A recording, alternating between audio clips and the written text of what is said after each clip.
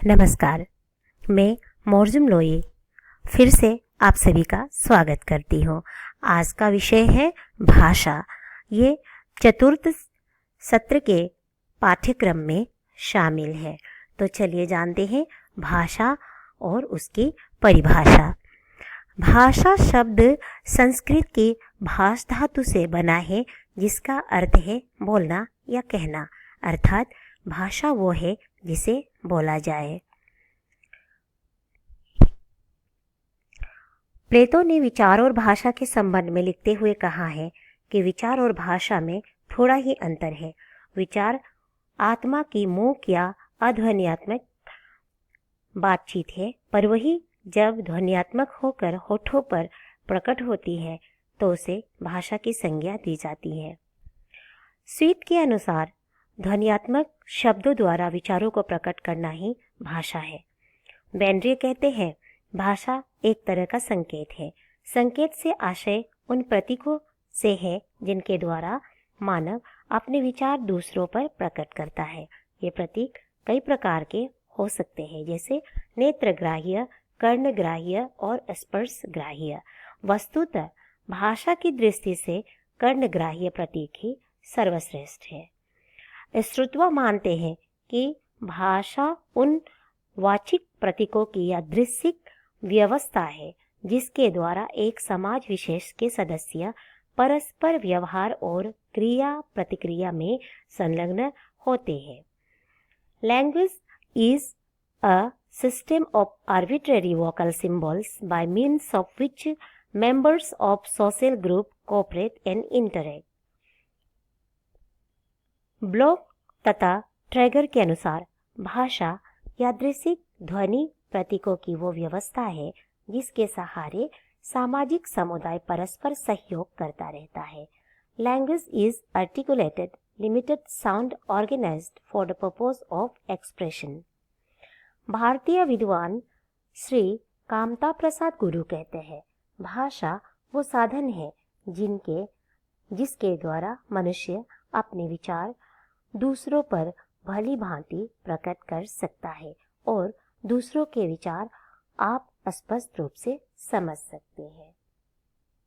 Doctor Baburam Saxena ने कहा है, जिन ध्वनि चिन्हों द्वारा मनुष्य परस्पर विचार विनिमय करता है उसको समष्टि रूप में भाषा कहते हैं। डॉक्टर उदय नारायण तिवारी की विचार में भाषा उच्चारण अवयवों से उच्चरित मूलतः या दृश्यिक ध्वनि प्रतीकों की वो व्यवस्था है जिसके द्वारा किसी भाषा समाज के लोग परस्पर विचार और विचारों का आदान प्रदान करते हैं। आचार्य देवेंद्रनाथ शर्मा के अनुसार जिसकी सहायता से मनुष्य परस्पर विचार विनिमय या सहयोग करते हैं उस यादृच्छिक रूढ़ ध्वनि संकेतों की प्रणाली को भाषा कहते हैं। उपर्युक्त परिभाषा को ध्यान में रखते हुए विद्वानों ने भाषा की सार्थक और संक्षिप्त परिभाषा इस प्रकार दी है। मनुष्य के विचार विनिमय के साधन रूप में व्यक्त सार्थक ध्वनि प्रतीकों की यादृच्छिक रूढ़ क्रमबद्ध व्यवस्था को भाषा कहते हैं। आगे हम इसकी विशेषताएं पर एक नज़र डालते हैं। भाषा की विशेषताएं। यहाँ भाषा से आशय है मनुष्य की भाषा तथा विलक्षण से आशय है विशेषता या मूलभूत लक्षण। किसी भी वस्तु की अभिलक्षण ही उस वस्तु को अन्य वस्तु से अलगाते हैं। सर्वप्रथम आते हैं यादृच्छिकता। यादृच्छिकता का अर्थ है माना हुआ या जैसी इच्छा हो वैसी, अर्थात किसी समाज विशेष द्वारा किसी वस्तु के लिए रखा गया कोई शब्द, जैसे पानी। विश्व की सभी भाषा भाषियों ने पानी के लिए अलग अलग शब्द रखा है। हिंदी में पानी, अंग्रेजी में वाटर, बांग्ला में जल, पारसी में आब, रूसी में वदा। कहने का तात्पर्य यही है कि किसी वस्तु या भाव का किसी शब्द से सहज स्वाभाविक या तर्कपूर्ण संबंध नहीं है। वो समाज का इच्छानुसार समाज की इच्छानुसार मात्र माना हुआ संबंध है। इसलिए पानी के लिए विभिन्न भाषाओं में अलग अलग शब्द या नाम है। पानी को अलग अलग नाम देने के पीछे कोई तर्क नहीं है। जैसी सुविधा हुई वैसा उसका नाम रखा होगा। आगे देखते हैं अनुकरण ग्राह्यता। मानव भाषा समाज विशेष से अनुकरण द्वारा सीखी या ग्रहण की जाती है। अनुकरण के माध्यम से कोई भी व्यक्ति भाषा सीखता है, अर्थात जन्म से कोई भी व्यक्ति भाषा नहीं जानता है। कोई भी व्यक्ति माँ की पेट से भाषा सीखकर पैदा नहीं होता, उसे अपने समाज से भाषा सीखना पड़ता है। किंतु अन्य जीव जंतु अपनी भाषा अपने समाज से सीखते हैं, बल्कि उनकी अपनी भाषिक क्षमता उनमें जन्मजात होती है। इसी विशेषता के कारण मनुष्य एक से अधिक भाषा सीख सकता है। यह विशेषता अन्य किसी जीव जंतुओं में नहीं पाई जाती है। सृजनात्मकता। भाषा में शब्द और रूप सीमित होते हैं, किंतु उन्हीं सीमित शब्दों और रूपों के आधार पर अपने आवश्यकतानुसार मनुष्य नित्य नूतन सृजन करते रहते हैं। शब्दों और रूपों के नए नए सृजन के बाद भी संप्रेषण में किसी प्रकार की बाधा नहीं होती है। भाषा किसी विशेषता के कारण ही यह संभव हो सकता है कि हम रोज उन नए वाक्यों का प्रयोग करते रहते हैं जो उसी रूप में पहले किसी के द्वारा प्रयोग में नहीं लाया गया था।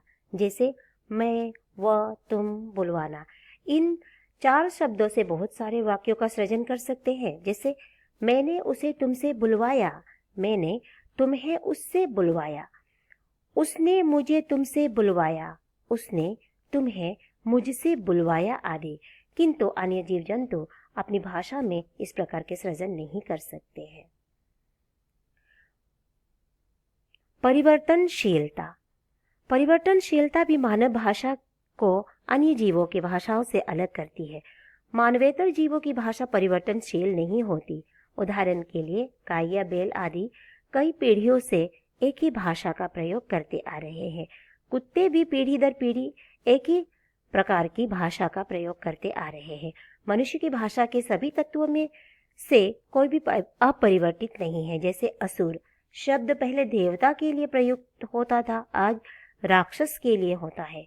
प्रवीण पहले वीणा वादन में निपुण को कहते थे, अब सभी कार्य में निपुण प्रवीण हो जाता है। द्वैतता। भाषा के 2 तत्व या इकाई होते हैं, सार्थक ध्वनि अंश तथा सार्थक रूप अंश। भाषा के सार्थक ध्वनि अंश को स्वनिम कहते हैं और सार्थक रूप अंश को रूपिम कहते हैं। जैसे शब्द, धातु, प्रत्यय, उपसर्ग, कारक चिन्ह इत्यादि। रूपिम उदाहरण राम ने फल तोड़े। इस वाक्य में 4 सार्थक इकाइयां हैं। दूसरे स्तर की इकाई वे ध्वनियां हैं जिसका अपना कोई अर्थ नहीं है, परंतु यही सब मिल जाते हैं तो भाषा की सार्थक इकाई का निर्माण करती है। इस प्रसंग में यह ध्यान देने की बात है कि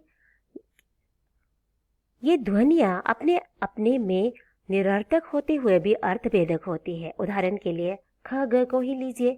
इन 2 ध्वनियों का अपना कोई अर्थ नहीं होता, किंतु खाना गाना में अर्थभेद ख और ग के कारण ही स्पष्ट होता है।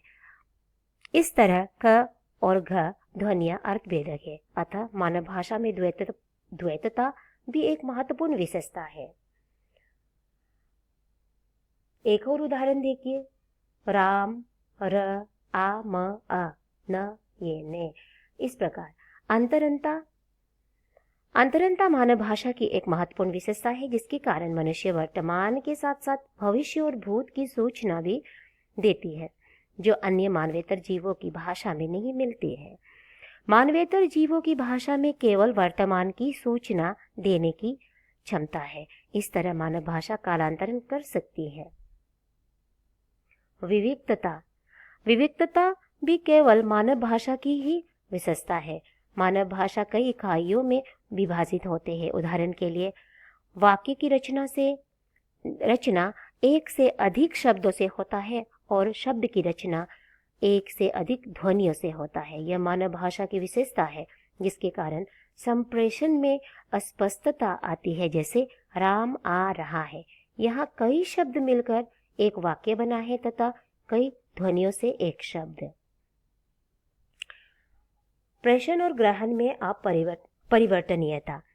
हम जब बातचीत करते हैं तो वक्ता और श्रोता की भूमिका बदलती रहती है।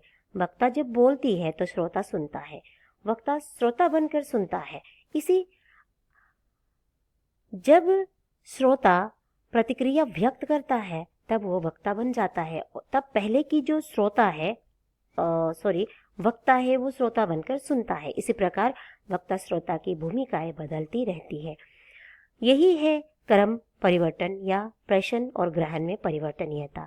यो अनेक मानवेतर प्राणियों में यह देखा जा सकता है, जैसे मधुमक्खी हो, बंदर वगैरह की भाषाओं में यह विलक्षण मिलता है, पर थोड़ी देर के लिए, बहुत लंबा नहीं। मौखिकता, श्रव्यता। मानव भाषा मुंह से बोली जाती है और कानों से सुनी जाती है। इस तरह वो मौखिक श्रव्य सरणी का प्रयोग करती है। भाषा की लिखित पठित सरणी मूलतः इसी पर आधारित होती है। यो मानवेतर प्राणियों में भी कुछ इसका प्रयोग करते हैं, जैसे मधुमक्खियां कभी कभी संप्रेषण करती है, जो दृश्य सरणी है, तथा ऐसे ही गंध निकालकर भी संप्रेषण करता देखा जाता है, जो ग्रहण सरणी। असहज वृत्तिकता। मानवेतर प्राणी भूख, कामेच्छा, भय आदि जीव सुलभ सहज बातों के कारण प्रायः सहज वृत्तिकता अपने मुंह से कुछ ध्वनियां निकालते हैं, किंतु ध्वनियां उस अर्थ में भाषा नहीं होती जिस अर्थ में मानव भाषा होती है।